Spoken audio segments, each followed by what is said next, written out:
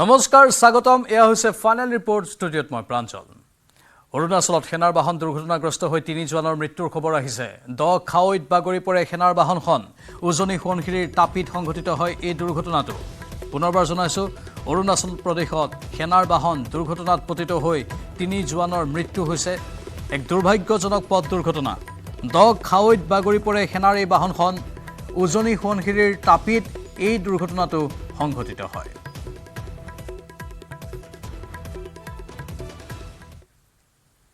নিশাৰ ভাগতো কলিয়াবৰত অব্যাহত বাঘৰ আতংক নাম কামাখ্যা গাঁৱৰ জনাঞ্চলত বাঘে বিচৰণ কৰি আছে শিলঘাট কামাখ্যা গাঁও সংযোগী পথ অতিক্ৰম কৰিছে বাঘে পুনৰ ভক্ষণ কৰিলে এটা পোহনীয়া গাহৰি নিশা ঢেকীয়াপতীয়াৰ বিচৰণক লৈ আতংকিত হৈ পৰিছে স্থানীয় লোক বনকৰ্মীৰ তৎপৰতাত বাঘ খেদাৰ চেষ্টা অব্যাহত আছে এটা বাঘে ধাৰাবাহিকভাৱে বিচৰণ কৰি আছে দুদিনমান এই বাঘটোৰ উপদ্ৰৱ কমিছিল কিন্তু হঠাৎ আকৌ কালিৰ পৰা এই বাঘটোৱে আকৌ বিচৰণ কৰিছে আৰু আজি কিছু সময় পূৰ্বে এটা পোহনীয়া গাহৰি ভক্ষণ কৰিছে এই বাঘটোৱে নিশাৰ ভাগত এতিয়া কলিয়াবৰত বাঘৰ আতংক নাম কামাখ্যা গাঁৱৰ জনাঞ্চলত বাঘে বিচৰণ কৰিছে শিলঘাট কামাখ্যা গাঁও সংযোগী পথ অতিক্ৰম কৰে বাঘে পুনৰ ভক্ষণ কৰিছে এটা পোহনীয়া গাহৰি নিশাৰ ভাগত ঢেকীয়াপতীয়াৰ বিচৰণক লৈ শংকিত হৈ পৰিছে স্থানীয় লোক বৰ্তমান বনকৰ্মীৰ দলক তাত দেখা গৈছে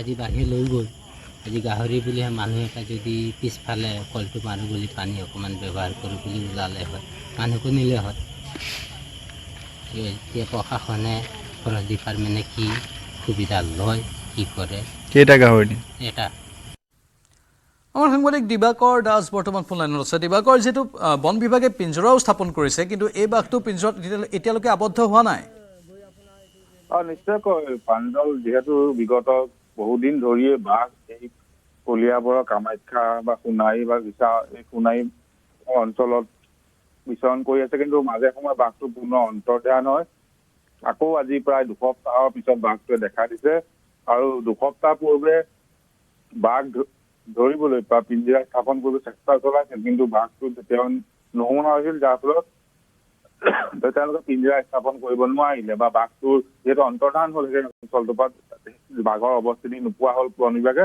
ফলত পিঞ্জৰা স্থাপন কৰিব নোৱাৰিলে কিন্তু পুনৰ আজি প্ৰায় 2 সপ্তাহ বাঘটোৱে কামাখ্যা গাঁৱত দেখা দিলে আৰু দিনৰ ভাগত দুটাকৈ ছাগলী ভক্ষণ কৰিছে আৰু নিশাৰ ভাগত প্ৰায় নিশা 9 বজাৰ সমীপৰ এই সময়ছোৱাতে বাঘ জনাঞ্চললৈ আহিছে পথ আছে শিলঘাট কামাখ্যা গাঁও সংযোগী পথ অতিক্ৰম দিবাকৰ মানে এটা বাঘ নহয় নেকি কেইবাটাও বাঘ আছে আগতে যেনেধৰণে কেইবাটাও বাঘ আহে কাৰণ এটা বাঘে দিনত চিকাৰ কৰিছে দুটা ছাগলী ভক্ষণ কৰিছে তাৰপাছত আকৌ নিশাৰ ভাগত গাহৰি এটা ভক্ষণ সাধাৰণতে বন্য জীৱ জন্তুৰ এনে আচৰণ আমি দেখা নাপাওঁ সেয়ে সন্দেহ কৰিব পাৰি কেইবাটাও বাঘ থাকিব পাৰে নিশ্চয় প্ৰাঞ্জল কিয়নো বাঘ কেইটা আছে এই মুহূৰ্তলৈকে কিন্তু কাৰো ওচৰত নিশ্চিত তথ্য নাই বাঘৰ অৱস্থিতি বা নিৰীক্ষণ কৰাৰ পূৰ্বে সেন্সৰ কেমেৰা স্থাপন কৰি সেন্সৰ কেমেৰাত বাঘৰ ফটো বন বিভাগে লাভ কৰা নাই আৰু যিহেতু দিনৰ ভাগত দুটাকৈ ছাগলী চিকাৰ কৰিছে তাৰপিছত আকৌ নিশাৰ ভাগত গাহৰি চিকাৰ কৰিছে মানুহৰ ঘৰৰ পৰা কিন্তু মানুহে বহুতে কৈছে যি আবেলি সময়ত আমি যি ভিজুৱেল পাইছিলো সেই বাঘটো কিছু সৰু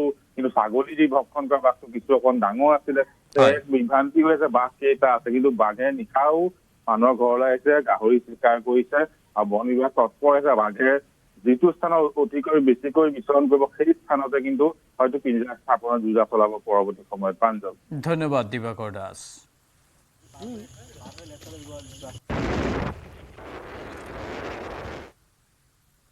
বিৰোধীৰ প্ৰতিবাদৰ মাজতে বিধানসভাত উত্থাপন হ'ল মুছলমান বিবাহ বিচ্ছেদ পঞ্জীয়ন আইন বিৰোধীৰ হুলস্থুলীয়া পৰিৱেশৰ মাজতে মন্ত্ৰী যোগেন মোহনে উত্থাপন কৰে the Assam compulsory registration of Muslim marriages and divorces bill 2024 মুছলমান বিবাহ বিচ্ছেদ পঞ্জীয়ন আইন উত্থাপনৰ পূৰ্বে সদনত আলোচনাৰ দাবী কৰিছিল বিৰোধীয়ে কিন্তু বিধানসভাৰ অধ্যক্ষই আলোচনাৰ দাবী অগ্ৰাহ্য কৰাৰ পিছতে বিৰোধীয়ে সদন ত্যাগ কৰি সাব্যস্ত কৰে প্ৰতিবাদ নতুন আইনৰ অধীনত কাজীৰ বিপৰীতে উপপঞ্জীয়কে কৰিব মুছলমানৰ বিবাহ পঞ্জীয়ন নতুন আইনৰ জৰিয়তে ৰাজ্যত UCC বলবতৰ ক্ষেত্ৰত আৰু এখোজ আগবাঢ়িল ৰাজ্য চৰকাৰ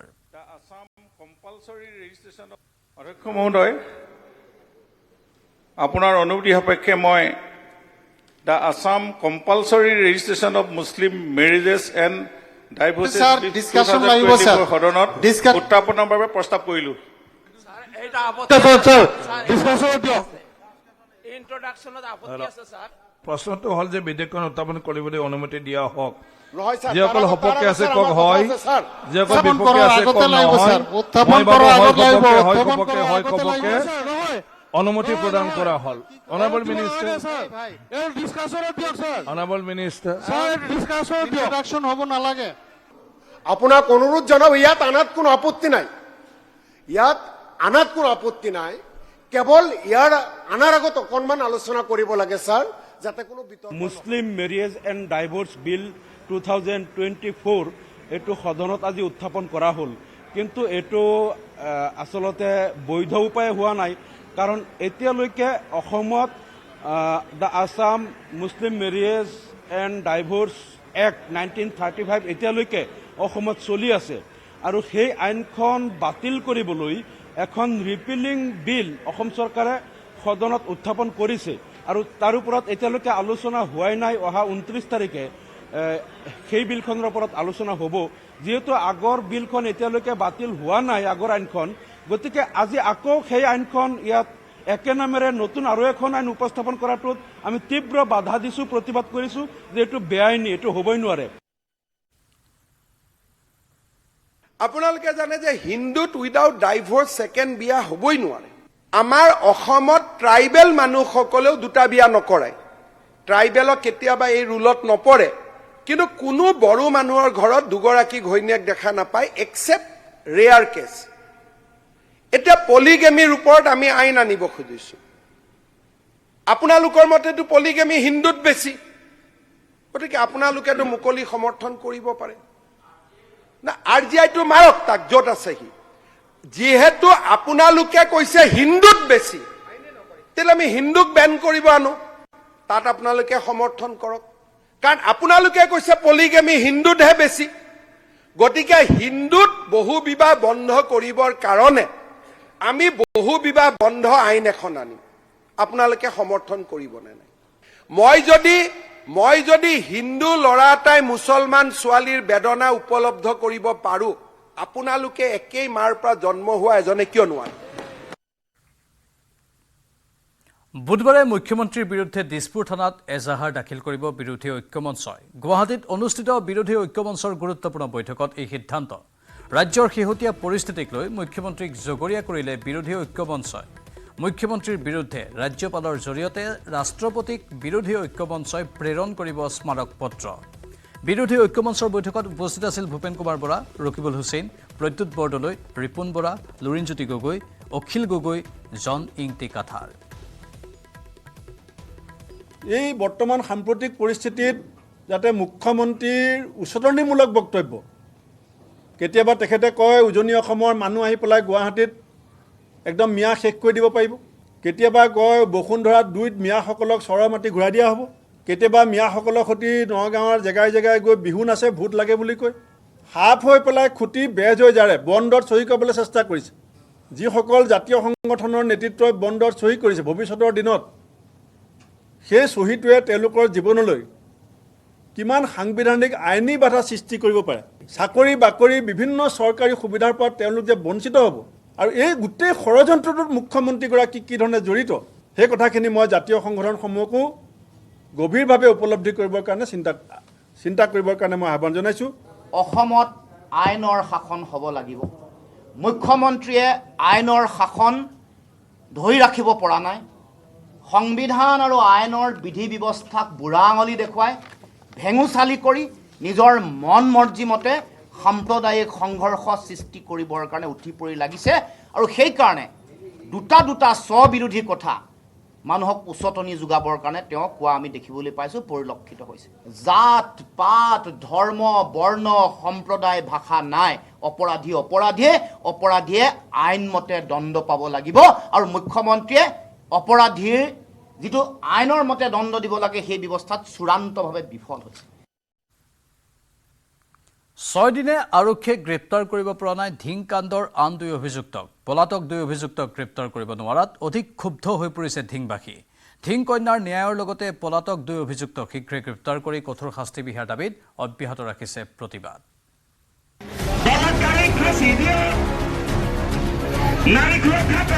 প্ৰতিবাদৰ 6ষ্ঠ দিন দিন বাগৰাৰ লগে লগে ক্ষোভ বাঢ়িছে ধিংবাসীৰ। দুই অভিযুক্ত ফৰিদুল আৰু গোলাপ উদ্দিনক কৰায়ত্ব কৰি কঠোৰ শাস্তি বিহাৰ লগতে ধিং কন্যাক ন্যায় প্ৰদানৰ দাবীত মঙলবাৰেও ধিঙত অব্যাহত থাকিল প্ৰতিবাদ। ধিং আঞ্চলিক ছাত্ৰ সন্থাৰ আহ্বানত পুৱাৰে পৰা চহৰৰ মাজমজিয়াত গোট খালে হাজাৰ হাজাৰ মহিলাৰ লগতে ছাত্ৰ ছাত্ৰী। দুপৰীয়া 12 বজাত চক্ৰ বিষয়াৰ কাৰ্যালয়লৈ সমদল কৰি আগবাঢ়ি গ'ল প্ৰতিবাদকাৰী। 6 দিনৰ পাছতো দুই ধৰ্ষণকাৰীক গ্ৰেপ্তাৰ কৰিব নোৱাৰা আৰক্ষীৰ বিৰুদ্ধে ক্ষোভ উজাৰিলে প্ৰতিবাদকাৰীয়ে। বলৎকাৰীক তেওঁলোকে বিচাৰি উলিয়াব লাগে।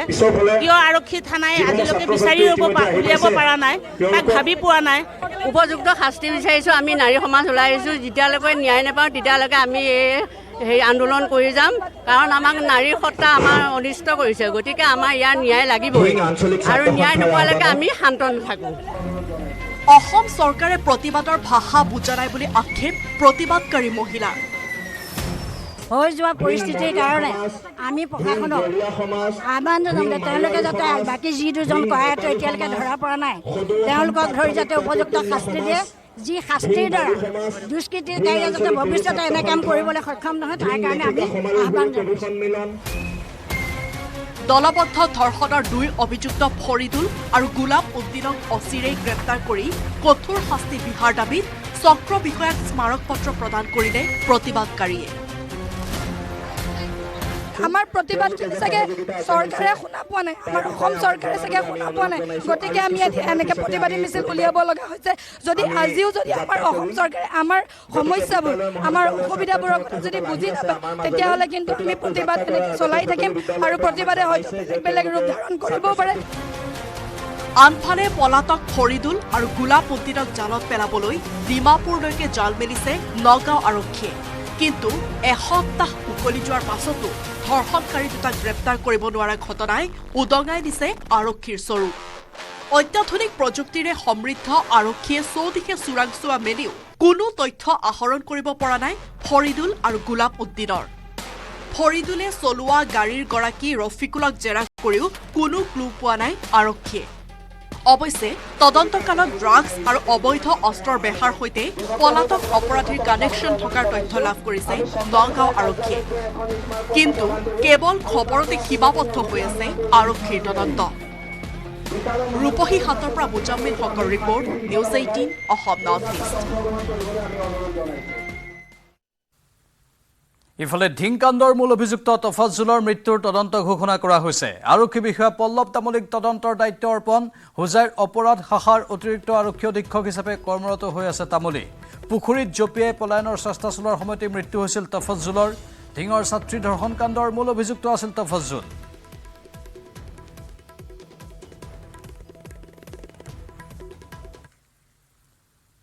এবাৰ নিজ সমষ্টিতে আমিনুল ইছলামৰ বিৰুদ্ধে 3খন এজাহাৰ, একেদিনাই 3খনকৈ এজাহাৰ দাখিল বিধায়কগৰাকীৰ বিৰুদ্ধে। বিধায়ক আমিনুলৰ বিৰুদ্ধে ধিং আঞ্চলিক ছাত্ৰ সন্থাৰ এজাহাৰ, লগতে এজাহাৰ দাখিল কৰিলে আঞ্চলিক নাৰী সুৰক্ষা সমিতিয়ে। ধিং সাৰ্বজনীন শ্মশান শিৱ মন্দিৰ সমিতিয়েও দিলে এজাহাৰ। বিধায়ক আমিনুল ইছলামৰ বিৰুদ্ধে অশালীন মন্তব্য কৰাৰ অভিযোগত এজাহাৰ দাখিল কৰা হ'ল। হিন্দু মুছলমানৰ মাজত বিভেদ সৃষ্টিকাৰী মন্তব্য কৰাৰ অভিযোগ বিধায়ক আমিনুলৰ বিৰুদ্ধে। হয়, তেওঁ কিন্তু আমাৰ আজিলৈকে আমাৰ যিটো প্ৰতিবাদস্থলী আছে তেওঁ আমি দেখা নাপালোঁ। বৰঞ্চ তেওঁ এনেকুৱা সামাজিক মাধ্যমত এনেধৰণে মন্তব্য দিছে যে আমাৰ গোটেই সাম্প্ৰদায়িক বিষপাপ তেওঁ বিয়পাই পেলাইছে। আৰু বিশেষকৈ তেওঁ এইটো কৈছে যে আমাৰ নামঘৰ আৰু শিৱ মন্দিৰত যি ড্ৰাগছ বা মদ্যপান ভাং সেৱন কৰিছে, মুছলমানেই হওক বা হিন্দুৱেই হওক, তেওঁ সেই মন্তব্য বিয়পাব নালাগে। তাৰোপৰি আৰু তেখেতে এইটো মন্তব্য দিছে যে আমাৰ যি প্ৰতিবাদস্থলীত আমাৰ কোনোবা নাৰীক বোলে টনা আজোৰা কৰিছে, মুছলমান নাৰীক, সেইটো কেতিয়াও হ'বই নোৱাৰে। বৰঞ্চ দেখা যায় যে তেওঁলোকৰহে ব্যক্তিসকলে আমাৰ মহিলাসকলক য'তে ত'তে তেওঁ তিৰস্কাৰ কৰা আমি দেখা পোৱা যাওঁ। সেইবাবে তেওঁৰ ওপৰত আমি কঠোৰ গৰিহণা দিছোঁ। ধিঙৰ এই সংকটৰ সময়খিনিত প্ৰতিবাদস্থলীত তেখেত উপস্থিত নহয়। তেওঁ যি বিৰূপ পইণ্টত মন্তব্য ৰাখিছে, যি সাম্প্ৰদায়িক মন্তব্য ৰাখিছে, যি ৰাজনৈতিক মেৰুকৰণ কৰিব বিচাৰিছে, এইসমূহ আমি এই বক্তব্যক আমি তীব্ৰ বিৰোধিতা কৰিছোঁ আৰু গৰিহণা জনাইছোঁ। আৰু তেখেতে যি আমাৰ মঠ মন্দিৰ নামঘৰত যি অপবাদ সানিব বিচাৰিছে, সেই অপবাদ আমি নস্যাৎ কৰিছোঁ আৰু তেওঁ ধিক্কাৰ জনাইছোঁ। তেওঁ যদি উপযুক্ত প্ৰমাণ আছে, তেওঁ কৈছে যে ধিং অঞ্চলত তেওঁলোকৰ নাৰী সুৰক্ষা নহয়, তেওঁলোকৰ বুৰ্খা পিন্ধি অহা নাৰীসকল সুৰক্ষা নহয়, বুৰ্খাত হাত দিয়া হৈছে আমাৰ হিন্দুৱে। আচলতে এই কথা আমি নৎসাত কৰিছোঁ আৰু এই কথাক আমি তীব্ৰ গৰিহণা দিছোঁ। যদি তেখেতৰ উচিত প্ৰমাণ আছে, উচিত প্ৰমাণ দাখিল কৰক। আমি ইতিমধ্যে ভীম থানাত তেওঁৰ বিৰুদ্ধে এফআইআৰ দাখিল কৰিছোঁ আৰু প্ৰশাসন বিভাগক কৈছোঁ আপোনালোকে তাৎক্ষণিকভাৱে উচিত পদক্ষেপ লওক। কোনোবাই মোৰ বিৰুদ্ধে যদি এজাহাৰ দিছে মই এতিয়ালৈকে গম পোৱা নাই, পিছত গম পাম। আৰু এজাহাৰ আগতেও মোৰ ওপৰত বহুতে দিয়ে, কাৰণ এইটো এটা অসমত এটা ষ্টাইল হ'ল, যোনে মানে সঁচা কথাবিলাক কয়, কাৰোবাৰ যদি গোপন ষড়যন্ত্ৰৰ বিৰুদ্ধে কথা ক'লে এজাহাৰ দি দিয়া, এইটো ষ্টাইল পুৰণা ষ্টাইল, অসমত এইবিলাক চলিয়েই থাকে। হ'ব, সেইটোলৈ মই চিন্তিত নহয়। চিকিৎসক ধৰ্ষণ হত্যাকাণ্ডক লৈ কলকাতাত শিক্ষাৰ্থীৰ বিক্ষোভ, আৰক্ষীৰ বাধা নেওচি ছাত্ৰ সমাজে কপালে কলকাতাৰ ৰাজপথ। বংগৰ মুখ্যমন্ত্ৰী মমতা বেনাৰ্জীৰ পদত্যাগৰ দাবীৰে শিক্ষাৰ্থী সমাজে সাব্যস্ত কৰে উত্তাল প্ৰতিবাদ। নবান্ন অভিযান মষিমূৰ কৰিবলৈ কলকাতাত সষ্টম হৈ আছিল বংগ আৰক্ষী। ঠায়ে ঠায়ে স্থাপন কৰিছিল বেৰিকেড, কিন্তু আৰক্ষী প্ৰশাসনৰ বাধা নেওচি ৰাজপথলৈ ওলাই আহিল হাজাৰ হাজাৰ শিক্ষাৰ্থী। কলকাতাত আৰক্ষীয়ে গঢ়ি তোলে এক নিৰাপত্তা বেষ্টনী, আৰু সেই নিৰাপত্তা বেষ্টনী উফৰাই নবান্ন অভিমুখে আগবাঢ়ে জনতাৰ সমদল। হাওৰা ব্ৰিজৰ ওপৰেৰে নবান্ন অভিমুখে উলিয়ালে বিশাল প্ৰতিবাদী সমদল। প্ৰতিবাদকাৰীক ৰুধিবলৈ পানী হিলৈ কন্দুৱা গেছ নিক্ষেপ কৰে আৰক্ষীয়ে। প্ৰতিবাদৰ মাজতে আৰক্ষী কঠোৰ হোৱা দেখি ক্ষুব্ধ হৈ পৰে একাংশ প্ৰতিবাদকাৰী। প্ৰতিবাদকাৰীৰ শিলাবৰ্ষণত আহত হৈছে কেইবাজনো আৰক্ষী। ইপিনে 2 শতাধিক প্ৰতিবাদকাৰীক গ্ৰেপ্তাৰ কৰাৰ লগতে আটক কৰে শতাধিক প্ৰতিবাদকাৰীক। হিংসাত্মক প্ৰতিবাদৰ আঁৰত তৃতীয় শক্তি জড়িত থকাৰ অভিযোগ উত্থাপন কৰিছে আৰক্ষীয়ে। প্ৰতিবাদকাৰীৰে হোৱা সংঘৰ্ষত আহত হৈছে 15জন আৰক্ষী। প্ৰতিবাদৰ নামত একাংশই ৰাজহুৱা সম্পত্তি ধ্বংস কৰাৰ লগতে বাহনত অগ্নিসংযোগ কৰাৰ অভিযোগ। ইপিনে প্ৰতিবাদকাৰীৰ ওপৰত বংগ আৰক্ষী জঁপিয়াই পৰা কাৰ্যক তীব্ৰ ভাষাৰে গৰিহণা দিয়াৰ লগতে বুধবাৰে 12 ঘণ্টীয়া পশ্চিমবংগ বন্ধৰ আহ্বান জনাইছে বিজেপিয়ে।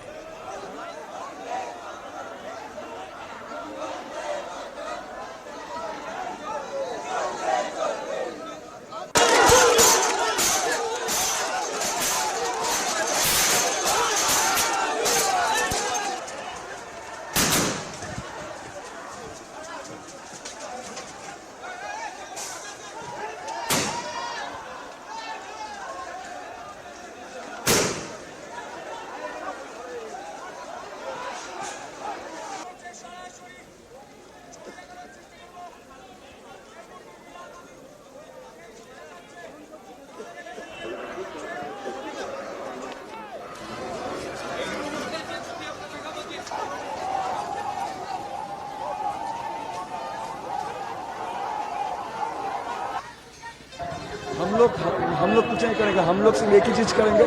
हम लोग का जो दाबी है इसके लिए हम लोग अभी रास्ते पे आप लोग देखें, पुलिस हम लोग के ऊपर मार रहा है, लाठीचार्ज कर रहा है। हम लोग कुछ नहीं चाहते। हम लोग हर कोई स्टूडेंट है, स्टूडेंट कभी भी हथियार नहीं होता था।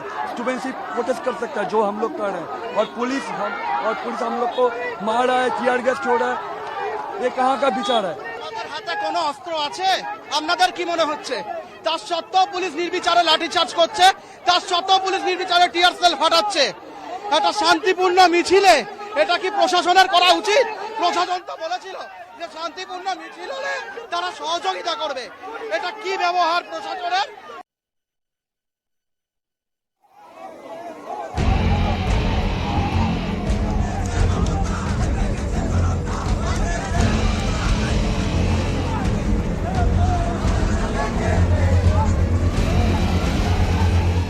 দাবী 1, দফা 1, মমতাৰ পদত্যাগ।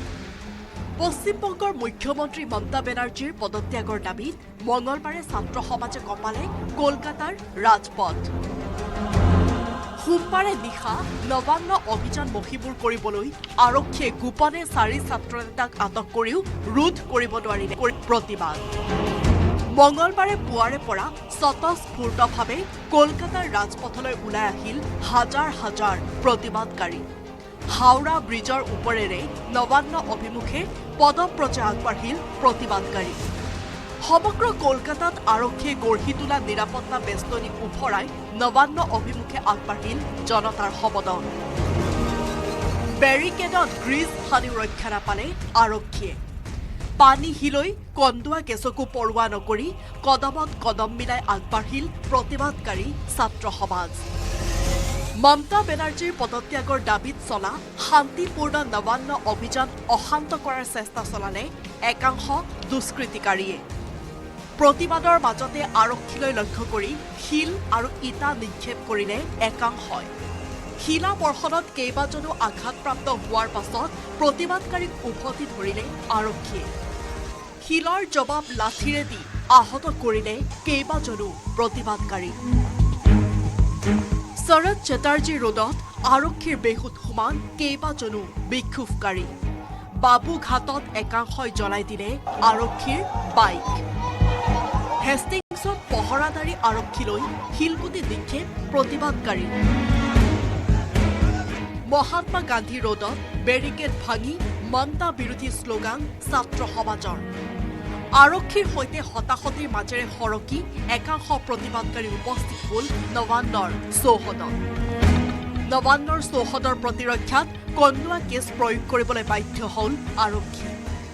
শ শ প্ৰতিবাদকাৰীক আটক কৰি কলকাতাৰ বিভিন্ন থানালৈ চোঁচৰাই লৈ গ'ল আৰক্ষীয়ে। নবান্ন অভিযানত আটক হোৱা প্ৰতিবাদকাৰীক মুকলি কৰি দিয়াৰ দাবীত পশ্চিমবংগ আৰক্ষীৰ মুখ্য কাৰ্যালয় লালবাজাৰ অভিমুখে আগবাঢ়িল বহুলো। সুকান্ত মজুমদাৰ, ৰুদ্ৰনীল ঘোষ, লকেট চেটাৰ্জীৰ দৰে বিজেপি নেতাৰ নেতৃত্বত লালবাজাৰলৈ যোৱা বাটতো আৰক্ষীয়ে বাধা দিলে প্ৰতিবাদকাৰীক। অগত্যা ৰাজপথ অৱৰোধ কৰি অৱস্থান ধৰ্মঘটত বহিল বহুজন। শান্তিপূৰ্ণ আন্দোলনক আৰক্ষীয়ে অশান্ত কৰাৰ অভিযোগ তুলি বুধবাৰে 12 ঘণ্টীয়া পশ্চিমবংগ বন্ধৰ আহ্বান জনাই মঙলবাৰলৈ প্ৰতিবাদৰ সামৰণি মাৰিলে ছাত্ৰ সমাজে।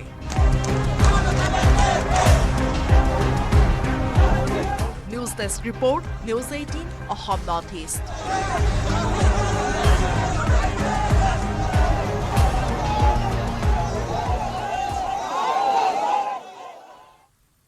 ইফালে সুধাকণ্ঠ ভূপেন হাজৰিকাৰ গীতৰ জৰিয়তে কলকাতা কাণ্ডৰ প্ৰতিবাদ। ৰাজপথত ভূপেন্দাৰ গীতৰ তালে তালে নৃত্য কৰি এগৰাকী যুৱতীয়ে সাব্যস্ত কৰে প্ৰতিবাদ।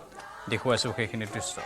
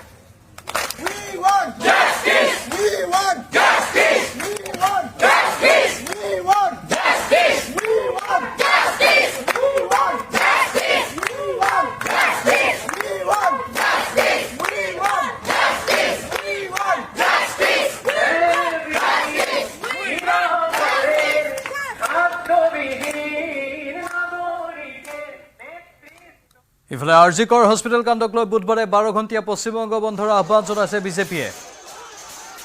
যি উত্তাল প্ৰতিবাদী কাৰ্যসূচী অব্যাহত আছে সেই প্ৰতিবাদী কাৰ্যসূচী অব্যাহত থকাৰ মাজতে বিজেপিয়ে কাইলৈ 12 ঘণ্টীয়া পশ্চিমবংগ বন্ধৰ আহ্বান জনাইছে। बंगाल में एक बेटी के साथ निर्ममता की सारी हदें पार कर दी जाती है, मगर ममता बनर्जी चुप है। स्त्री की अस्मिता को तार तार किया जाता है, मगर ममता बनर्जी चुप है। बेटी के माँ बाप को भटकाया जाता है और ममता जी चुप है। जब देश की युवा शक्ति ने इस अन्याय के खिलाफ आवाज उठाने की कोशिश की, नबन्ना अभियान निकालकर, तब ममता बनर्जी को अपने मुख्यमंत्री होने का एहसास हुआ और उन्होंने दोषियों को बचाने के लिए निर्ममता की हदों को पार कर दिया। सरकार ने 6000 से ज्यादा पुलिस के जवान तैनात किए, हावड़ा ब्रिज को सील कर दिया गया, बंगाल के सड़कों पर देश की युवा शक्ति छात्रों पर लाठी बरसाए गए, वाटर कैनन्स के साथ उन पर प्रहार किया गया। मैं पूछता हूं, छात्र समाज की मांग क्या थी? यही कि आरजीकर हॉस्पिटल में हुए जघन्य अपराध पर दोषियों पर कार्रवाई हो, बंगाल की बेटी को न्याय मिले। ममता जी महिला मुख्यमंत्री होकर भी बंगाल के महिलाओं की सुरक्षा सुनिश्चित करने में पूरी तरीके से असफल रही है। बंगाल में ममता जी की ने निर्ममता और तानाशाही के सारी हदें पार कर दी हैं।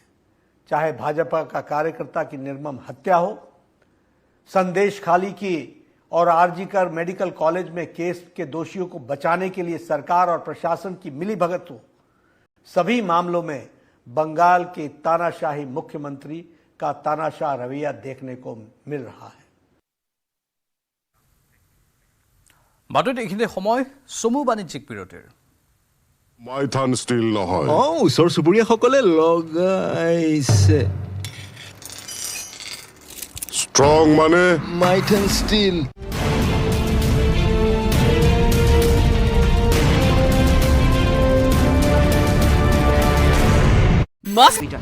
বাইশখন গাড়ীৰ পৰা ধ্ৰুৱিতই বাছি বাছি উলিয়াই আনিলে পঞ্জাৱ প্ৰদেশৰ 33জন বাসিন্দা।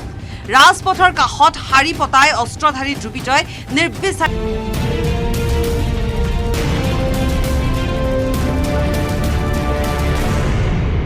হেডলাইন্স আগবঢ়াইছে ৰয়েল গ্লোবেল ইউনিভাৰ্চিটি। পঢ়িব অসম, বাঢ়িব অসম।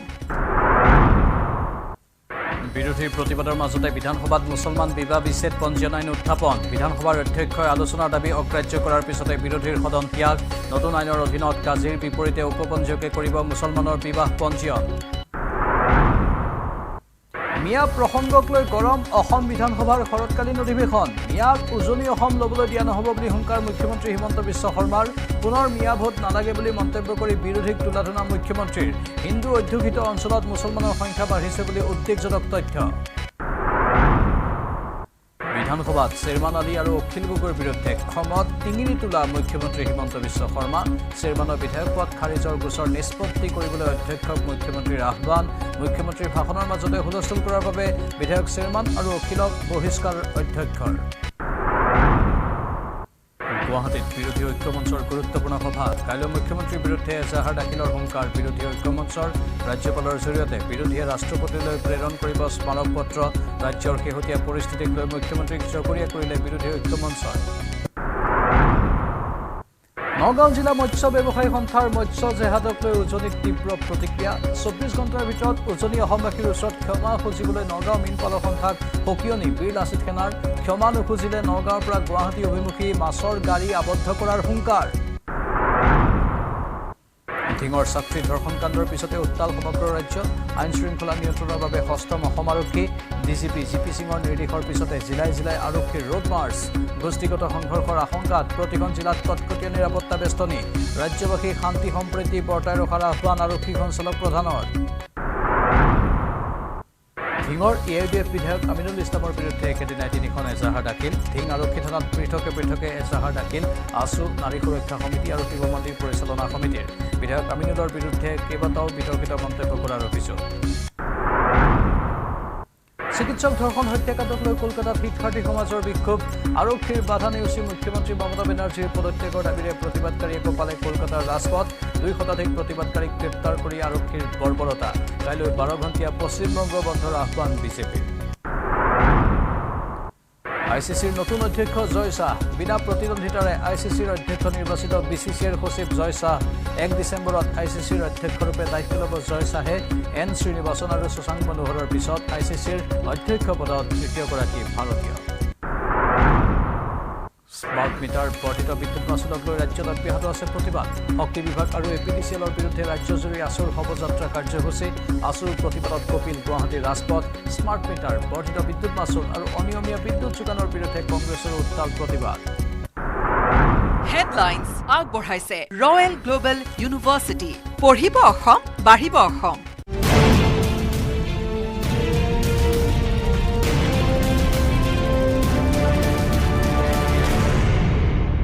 তাৰমানে আপোনালোকে মিয়া মুছলমান মানুহখিনিয়ে গোটেই অসম ল'বই আৰু মই কৈছো আপোনালোকক আমি ল'ব নিদিওঁ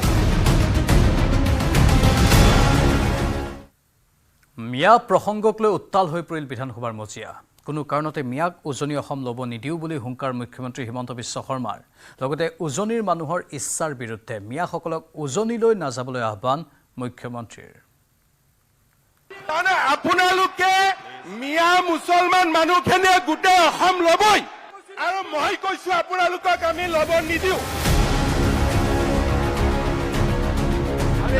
মিয়া বিতৰ্কত উত্তাল বিধানসভাৰ মজিয়া মিয়া মুছলমান মানুহখিনিয়ে গোটেই অসম ল'বই মিয়াক উজনি অসম ল'ব নিদিওঁ বুলি সদনত হুংকাৰ মুখ্যমন্ত্ৰী আজি আপোনালোকে কি ক'লে যে লোৱাৰ আছামৰ পৰা মানুহ আপাৰ আছামত যাবই কিয় যাব আপোনালোকে কওক তাৰমানে আপোনালোকে গোটেই অসমখন ল'বই তাৰমানে আপোনালোকে মিয়া মুছলমান মানুহখিনিয়ে গোটেই অসম ল'বই আমিও ল'ব নিদিওঁ হৈ গ'ল আমিও ল'ব নিদিওঁ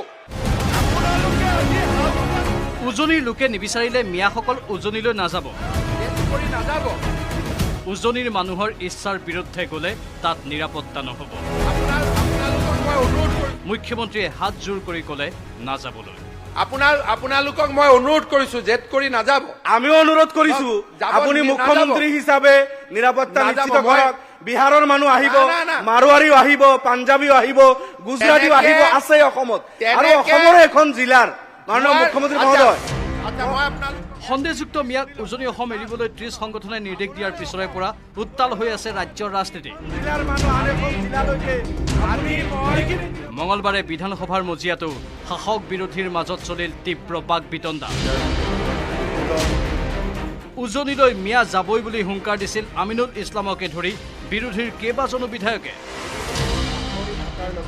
তাৰে উত্তৰত মুখ্যমন্ত্ৰীয়ে ক'লে আমি যামেই বুলি যে জেদ কৰি ক'লে ইয়াৰ বাবে সৃষ্টি হ'ব আইন শৃংখলা পৰিস্থিতিৰ হয়তো এইসকল নিজৰ ৰাজ্য এখন জিলাৰ পৰা আন এখন জিলালৈ যাব লগা নহ'লহেঁতেন আপোনালোকে যদি এনেকুৱা এটা আগ্ৰাসী মনোভাৱ লৈ যাম বুলি কয় কালিতো আৰু হুলস্থুল হ'ব মোৰ কাৰণে ল এণ্ড অৰ্ডাৰ মেইনটেইন কৰাটো টান হৈ যাব মই আপোনাক অনুৰোধ কৰিছো এই ষ্টেটমেণ্টটোৱে আইন শৃংখলা হ'ব পাৰে আপুনি ক'ব কিন্তু মই যামেই এই ষ্টেটমেণ্টটো যদি সদনত আৰু দুবাৰ তিনিবাৰ পৰে মোৰ কাৰণে ল এণ্ড অৰ্ডাৰ কণ্ট্ৰল কৰাটো ডিফিকাল্ট হ'ব মই ল এণ্ড অৰ্ডাৰ পইণ্টৰ পৰা কৈছোঁ কাৰণ আজি এই ষ্টেটমেণ্টটোৰ এটা বেয়া মিনিং হ'ব আজি এটা মুখ্যমন্ত্ৰীয়ে স্পষ্ট ভাষাৰে ক'লে খিলঞ্জীয়াক দাবী ধমকি দি বহাব খুজিলে পৰিৱেশ ঠিক নহ'ব উচ্চতম ন্যায়ালয়ৰ পৰ্যবেক্ষণ আছে যে অসমৰ ওপৰত আগ্ৰাসন চলি আছে গোপীনাথ বৰদলৈ বিষ্ণুৰাম মেধিয়েও কৈ গৈছে এই কথা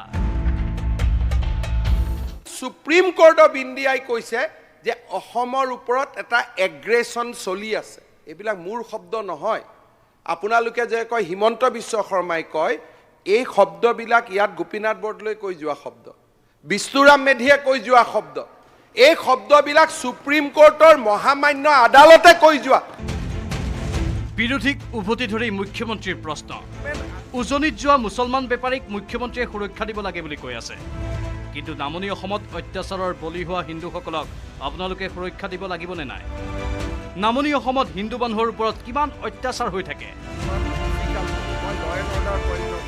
আপোনালোকে ভাবে যে উজনিত যোৱা ব্যৱসায়ীখিনিক প্ৰটেকশ্যন হিমন্ত বিশ্ব শৰ্মাই দিব লাগে, কিন্তু বৰপেটা ধুবুৰীত সদায় অত্যাচাৰৰ সন্মুখীন হৈ থকা হিন্দু মানুহখিনিকো সুৰক্ষা আপোনালোকে দিব লাগিব নে নাই? ধিং কাণ্ডৰ প্ৰসংগত আনি মুখ্যমন্ত্ৰীয়ে দাঙি ধৰিলে ধিঙত জনগাঁথনি সলনি হোৱাৰ ভয়ংকৰ ছবি। এসময়ত ধিঙত হিন্দু মানুহ আছিল, অপৰাধ বাঢ়ি অহাত পলায়ন কৰিলে। এই বিষয়ে সদনত তথ্য দিবলৈও ৰাজি বুলি ক'লে মুখ্যমন্ত্ৰীয়ে। যিটো ষ্টেটমেণ্ট আজি আপোনালোকে আৰম্ভ কৰিলে, আজি আপোনালোকে জানে যে ধিঙৰ দৰে চহৰত এসময়ত গোটেই এৰিয়াটোত আমাৰ হিন্দু মানুহখিনি আছিলে। ক্ৰাইম যেতিয়া আৰম্ভ হয় তেতিয়া মানুহখিনিৰ পলায়ন আৰম্ভ হয়। আপোনালোকে মানুহখিনিক আশ্বাস দিব লাগিব নে নাই? অহাকালি মই ধিঙত পপুলেশ্যন কিমান চেঞ্জ হৈছে, হিন্দু মুছলমান 1951-ৰ পৰা কিমান পৰিৱৰ্তন হৈছে, মই আপোনাক অহাকালি ব্যক্তিগতভাৱে ডেটাটো দি দিম। ইপিনে ধিঙৰ ধৰ্ষণক লৈ মুখ্যমন্ত্ৰীয়ে এটা ধৰ্মৰ লোকক টাৰ্গেট কৰি লোৱা বুলি অভিযোগ কৰি আহিছে বিৰোধীয়ে। ইয়াৰো সমুচিত প্ৰত্যুত্তৰ দি মুখ্যমন্ত্ৰীয়ে ক'লে, আপোনালোকে কয় মুখ্যমন্ত্ৰীয়ে ছাইড লয়, কিন্তু ছাইড কোনে লৈ আছে? মৰিগাঁৱত মুছলিম ছোৱালী ধৰ্ষিতা হওঁতেও মই নিজেই গৈছোঁ, কিন্তু ধৰ্ষণকাৰীক ৰক্ষণাবেক্ষণ কোনে দি আছিল? মৰিগাঁৱত যেতিয়া মুছলিম ছোৱালীৰ ওপৰত ধৰ্ষণ হ'ল, মইতো তাতো গৈছোঁ, লাহৰীঘাটত। মইতো ৰেপৰ ক্ষেত্ৰত হিন্দু মুছলমান কৰা নাই, কিন্তু সেইজন মানুহকো ৰক্ষণাবেক্ষণ কোনে দি আছিলে? এতিয়া লাহৰীঘাটৰ বিধায়ক উঠি গ'ল, মোক তেওঁৱে কয় যে বেছি একশ্যন ল'ব নালাগে। মুখ্যমন্ত্ৰীৰ ভাষণৰ মাজত বহুবাৰ মাত দিলে অখিল গগৈয়ে। অধ্যক্ষৰ নিৰ্দেশো বাৰম্বাৰ অমান্য কৰাৰ পিছত অখিল গগৈক নিলম্বন কৰা হয়। তৰ্ক বিতৰ্কৰ মাজতে কোনোবাই অখিল গগৈক উপহাস কৰি ক'লে, অখিল গগৈ ডাঙৰীয়া, আপুনি লুঙিখন পিন্ধি লওক। মুছলমান MLA খিনিও যুক্তি শুনিবৰ কাৰণে ৰাজি। আপুনি ইমান কিয় মুছলমান প্ৰেমী হৈ আছে? কাজিয়া লগাবৰ কাৰণে চব কৰি আছে।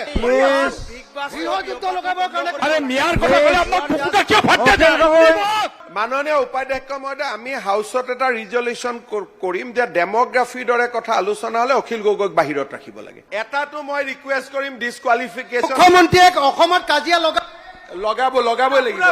Akhil Gogoi, you are suspended for 10 minutes. উজনিত জাতীয় সভা, নামনিত মিয়াবাদ, প্লিজ উজনিত জাতীয় সভা, প্লিজ নামনিত মিয়াবাদ। মিয়াক শিৱসাগৰ আৰু উজনি অসম এৰিবলৈ দিয়া হুংকাৰক লৈ বিৰোধীয়ে সদনত উত্থাপন কৰিছিল সভা স্থগিত প্ৰস্তাৱ। বিৰোধীৰ প্ৰস্তাৱৰ আলোচনাত মুখ্যমন্ত্ৰীয়ে বক্তব্য ৰখাৰ সময়তে এনেদৰে উত্তাল হৈ পৰিল সদন। ভুল কথা কিয় ক'লে? ইয়াতে আপোনালোকে ভুল কথা কিয় ক'লে? 40 ঘৰ মানুহৰ কথা ক'ব আহে, 40 ঘৰ মানুহৰ কথা ক'ব আহে। বৰপেটাত শংকৰদেৱ মাধৱদেৱ থকা জেগাখিনিত 40 জন অসমীয়া আছে, আৰু সেইটো আপোনালোকে ক'ব খোজে। মুখ খুলি নল'ব দেই, মুখ খুলি নল'ব। Bureau report, news 18, Assam north east. এটাটো মই ৰিকুৱেষ্ট কৰিম, ডিছকুৱালিফিকেশ্যন। মুখ্যমন্ত্ৰীয়ে অসমত কাজিয়া লগাবই লাগিব। Akhil Gogoi, you are suspended for 10 minutes. মুখ্যমন্ত্ৰীৰ ভাষণত বাধা দিয়াৰ পিছতে শ্বেৰমান আলীৰ বিৰুদ্ধেও ক্ষুণ্ণ হ'ল মুখ্যমন্ত্ৰী। শ্বেৰমানৰ বিধায়ক পদ খাৰিজ কৰিবলৈ অধ্যক্ষক আহ্বান জনালে মুখ্যমন্ত্ৰীয়ে। ক'লে, শ্বেৰমান আলী আহমেদ না ঘৰ কা না ঘাট কা। কিয় কৰে যদি মোৰ ৰিপ্লাই শুনিব ভয় কৰে? শ্বেৰমান আলী ডাঙৰীয়া, শ্বেৰমান আলী ডাঙৰীয়া, আকৌ কৈছো অধ্যক্ষ মহোদয়, শ্বেৰমান আলীটো ইয়াতে গেষ্ট এপিয়াৰেঞ্চ হৈ আছে। মই ৰিকুৱেষ্ট কৰিম, ডিছকুৱালিফিকেশ্যন পিটিশ্যনখন সোনকালে ডিছপ'জ কৰি দিয়ক। লেঠা মৰি গ'ল, বহক। প্লিজ শ্বেৰমান আলী, মোক ধমকি নিদিব দেই। শ্বেৰমান আলী প্লিজ, মোক ধমকি দিয়াৰ প্ৰেক্টিচ নকৰিব। শ্বেৰমান আলী ডাঙৰীয়া প্লিজ। শ্বেৰমান আলী ডাঙৰীয়া, শ্বেৰমান আলী না আপুনি ঘৰকা না ঘাটকা, গতিকে আপুনি বেছি কথা নকয়, বহি থাকক। Sherman Ali, you are suspended for 10 minutes. আপোনাক মিয়া মুছলমানেও নামানে, আপোনাক মিয়া মুছলমানেও নামানে, আপুনি ঘৰকাও নহয় ঘাটকাও নহয়। বাতৰিত এইখিনিতে সময় বাণিজ্যিক বিৰতিৰ।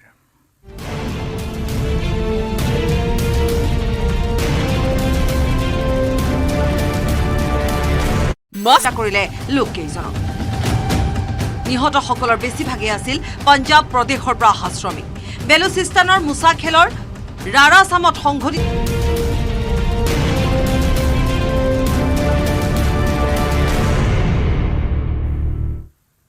আইচিচিৰ নতুন অধ্যক্ষ জয় শাহ। আইচিচিৰ নতুন অধ্যক্ষ হিচাপে নিৰ্বাচিত হ'ল জয় শাহ। বিনা প্ৰতিদ্বন্দ্বিতাৰে নিৰ্বাচিত হ'ল BCCIৰ সচিব জয় শাহ। 1 ডিচেম্বৰত আইচিচিৰ অধ্যক্ষৰূপে দায়িত্ব গ্ৰহণ কৰিব জয় শাহে। পূৰ্বে আইচিচিৰ অধ্যক্ষৰ দায়িত্বত আছিল দুগৰাকী ভাৰতীয়, N শ্ৰীনিবাসন আৰু শশাংক মনোহৰৰ পিছত আইচিচিৰ অধ্যক্ষ পদত এয়া তৃতীয়গৰাকী ভাৰতীয় জয় শাহ।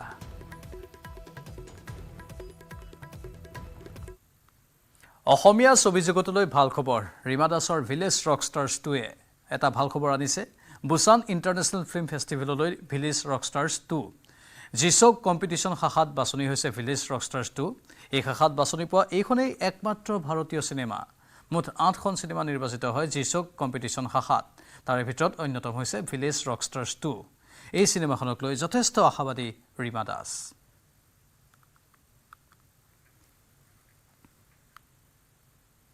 গুৱাহাটীৰ শিলপুখুৰীত তানিস্কৰ নৱতম ষ্ট'ৰ মুকলি। ভাৰতৰ সৰ্ববৃহৎ জুৱেলাৰী ব্ৰেণ্ড তানিস্ক। তানিস্কৰ পূব ভাৰতৰ আঞ্চলিক ব্যৱসায়িক পৰিচালক অলোক ৰঞ্জনে উদ্বোধন কৰে এই ষ্ট'ৰখন। শিলপুখুৰীস্থিত ত্ৰয়নী কমপ্লেক্সত মুকলি কৰা হয় এই ষ্ট'ৰ। এই ষ্ট'ৰত পাব আপোনাৰ মনে বিচৰা প্ৰতিবিধ গহনা।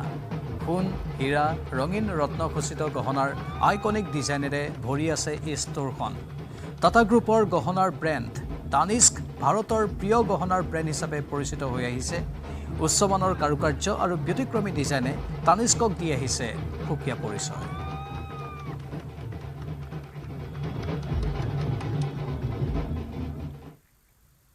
বাতৰিত পুনৰ সময় অতি চমু বাণিজ্যিক বিৰতিৰ।